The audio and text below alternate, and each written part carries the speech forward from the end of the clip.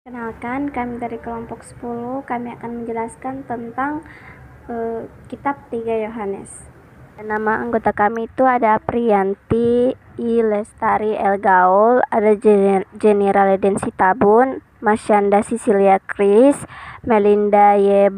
Momolin, Nadia P. Simanulang, Nancy Rahel Tel, Natasha Alexandra, Susiani Daeli, Vita Nirmala Marombona, dan Voice Elizabeth Makigawe. Pertama, seperti yang kita tahu, kitab Yohanes adalah salah satu kitab yang ditulis oleh Rasul Yohanes yang ditujukan kepada jemaat-jemaat pada gereja mula-mula pada saat itu, terkhusus kepada salah satu pengikut setianya yaitu Gaius. Selanjutnya akan dijelaskan oleh teman saya. Baik, sekarang kita akan masuk pada materi yang pertama, yaitu konteks dari kitab 3 Yohanes. Kitab 3 Yohanes ditulis dalam konteks gereja-gereja di Asia Kecil pada abad pertama Masehi. Salah satu teori menuliskan bahwa kitab ini ditulis di Efesus, yaitu sebuah kota penting di Asia Kecil yang juga menjadi tempat gereja yang dipimpin oleh Gaius. Kitab 3 Yohanes termasuk dalam bagian-bagian yang lebih kecil dalam kitab yang disebut sebagai surat-surat perjanjian baru atau kitab perjanjian baru.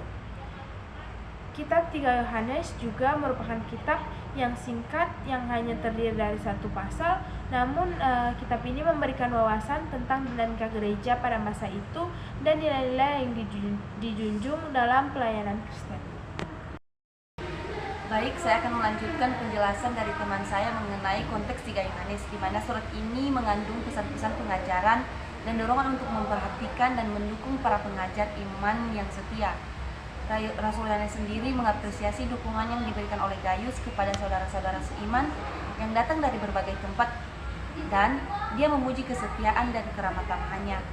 Surat ketiga Yohanes ditulis kepada Gaius, anggota setia gereja. Yohanes puji karena memperlihatkan pengabdian yang tidak mementingkan diri kepada perkara Kristus dengan menyediakan akomodasi bagi para hamba Allah yang melakukan perjalanan keliling. Kisah ini dapat kita lihat pada surat 3 Yohanes pasal 1 ayat 5-8. Berikutnya observasi. Ada beberapa pertanyaan yang mencakup di dalamnya, yaitu yang pertama, apa yang terjadi di dalam kitab 3 Yohanes? Kitab ini diawali dengan salam dari Rasul Yohanes, penatua jemaat, kepada Gaius yang merupakan seorang pemimpin Kristen. Di dalam kitab ini menceritakan tentang Yohanes yang memuji Gaius atas kesetiaan imannya dan juga Gaius yang senantiasa hidup di dalam Tuhan. Yohanes juga memuji Gaius sebagai seorang pemimpin Kristen yang baik di tengah-tengah masalah pemimpin-pemimpin yang jahat di dalam gereja, seperti Diotrephes. Dan Yohanes menyuruh Gaius untuk mengambil Demetrius sebagai teladan hidupnya. Pertanyaan yang kedua yaitu, siapa saja yang terlibat di dalam kitab 3 Yohanes? Jadi dalam kitab ini ada beberapa tokoh di dalamnya, yaitu yang pertama Yohanes, yang kedua Gaius, yang ketiga Diotrephes, dan yang keempat Demetrius. Yang selanjutnya adalah mengapa Yohanes menulis surat kepada Gaius, karena pada saat itu Diotrephes, seorang pemimpin jahat yang tidak seharusnya dicontoh, menyalahgunakan kekuasaannya untuk merampas salah satu gereja di Asia dan melarang para penginjil mengkhotbah di gerejanya. Ia juga memfitnah dan mengasingkan jemaat yang memberi dukungan dan menerima pesan Yohanes. Situasi itu mendorong Yohanes menuliskan surat kepada Gaius karena ia tahu Gaius berpegang teguh pada kebenaran dan melakukan pelayanannya dengan penuh kasih dan ingin ia tetap menjalani pelayanannya di jalan yang benar. Pertanyaan yang selanjutnya adalah kapan peristiwa itu terjadi? Surat ini kemungkinan dituliskan bersama dengan surat Yohanes yang lain, surat 1 dan 2 Yohanes, yang kemungkinan besar dituliskan dalam kurun waktu antara tahun 85 sampai 95. Yang kelima itu adalah di mana peristiwa ini dituliskan. Tidak diketahui secara persis di mana 3 Yohanes ditulis. Namun, jika keyakinan tradisi bahwa Yohanes lama tinggal di Efesus, maka surat ini kemungkinan ditulis di Efesus. Yang keenam itu bagaimana pemimpin-pemimpin 3 Yohanes menjalankan tugasnya. Ada 2 pemimpin utama yang ada di kitab Yohanes. Yang pertama itu ada Diotrephes, di mana pemimpin yang tidak memiliki kasih. Diotrephes ini juga pemimpin yang hanya mementingkan diri sendiri. Dia juga ingin menjadi orang yang terkemuka di antara orang-orang. Selain itu, dia juga mengucilkan orang-orang dari jemaatnya.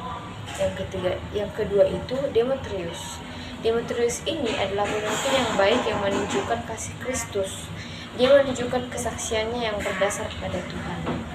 Nah, Yohanes menyatakan kepada Gaius untuk tidak meniru kelakuan Diotrephes yang tidak terpuji dan menyatakan Demetrius sebagai teladan karena imannya.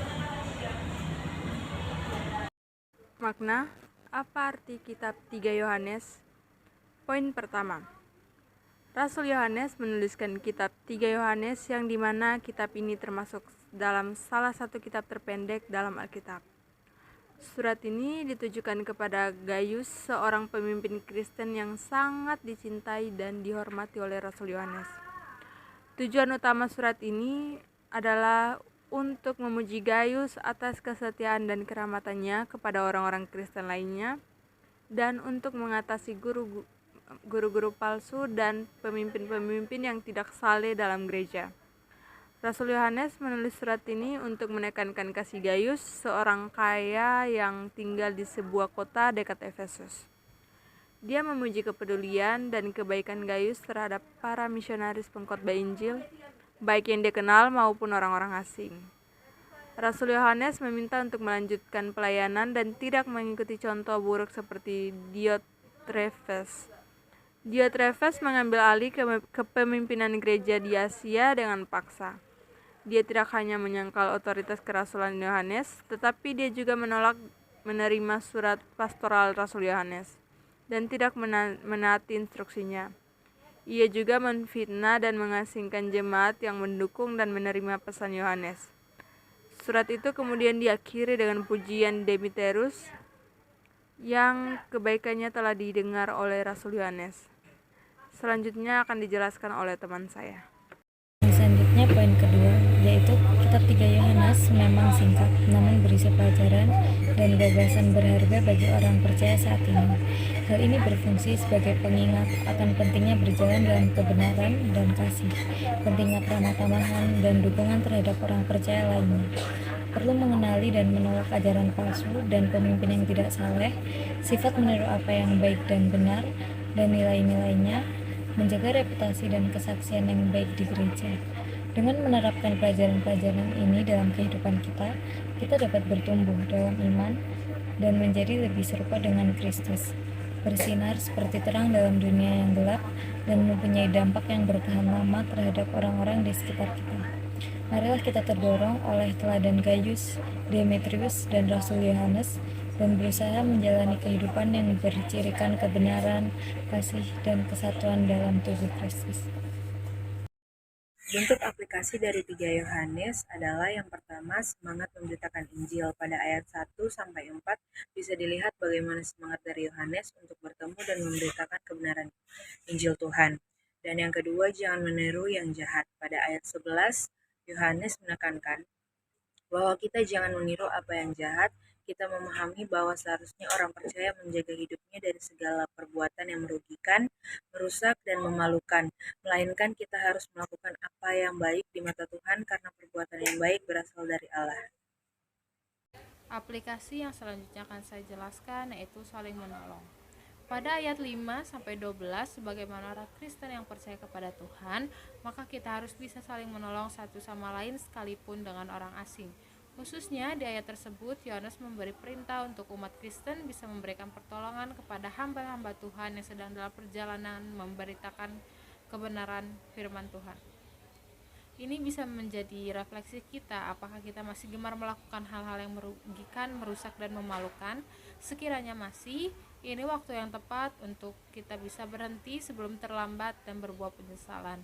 Mari berubah dan mulai lakukan hal-hal yang baik, supaya nama Tuhan dimuliakan dan perkenanannya turun atas kita semua. Baik, sekian dari kelompok kami. Terima kasih.